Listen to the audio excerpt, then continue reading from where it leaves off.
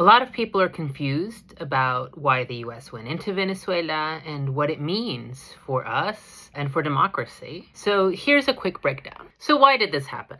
Well, first, drugs seem to have just been an excuse. In fact, President Trump just pardoned the former president of Honduras, who had even been convicted in federal court of drug trafficking. Also, Venezuela is not a factor in fentanyl, which is a major driver of overdoses in the United States. And if anything, it's more of a bit player when it comes to the cocaine trade compared to other countries like Colombia. So that seems to be more of a smokescreen. Instead, what the administration has been very clear about is that they are trying to force Venezuela to open up its oil industry to foreign investment. That's what Trump has said. That's basically what Marco Rubio has said. The other piece of this is that the administration has changed U.S. foreign policy. In November, the administration issued a national security strategy that said it was going to seek to control or dominate the Western Hemisphere. That is, South and Central America, Canada. Basically, this is about control, power grabs. Stephen Miller, Trump's advisor, and Trump himself have recently made statements again about trying to take over Cuba, trying to take over Greenland. So what we're seeing here may be just a reflection of that totally different vision for U.S. taking over control of different parts of the world. Was this legal? The answer is no. You cannot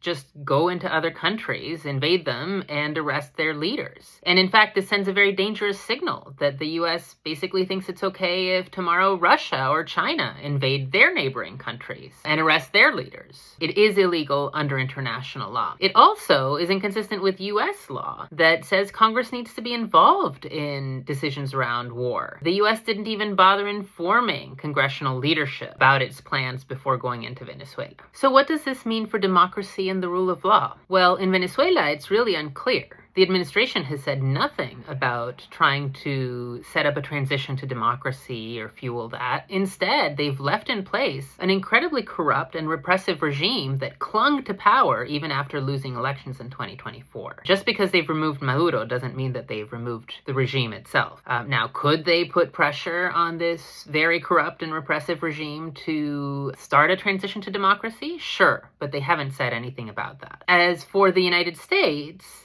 well, this decision that ignores Congress, ignores international law, is part of a broader pattern that we have seen over the last year of the United States executive branch repeatedly ignoring checks on power, ignoring the rule of law, even defying court orders. And it's a very dangerous trend. In fact, this is exactly the sort of behavior that Venezuela itself engaged in when it started going down its path of repression that has ended in such a terrible humanitarian and political crisis in the country. So what should we do about all of this? Well, first, Congress needs to reclaim its authority in a whole bunch of areas. It needs to serve as a real check on the executive branch and stand up for the Constitution and our basic democratic values. Ordinary Americans, too, of all political stripes, this isn't a partisan issue, need to stand up for the rule of law, for checks and balances, against corruption. And they need to tell their representatives what they think. We are the ones who need to hold our leaders to account. And you can start by doing that right now if you join RepresentUs's Congressional Courage campaign. Please join us, sign the petition, and you'll start getting all of the information so that you too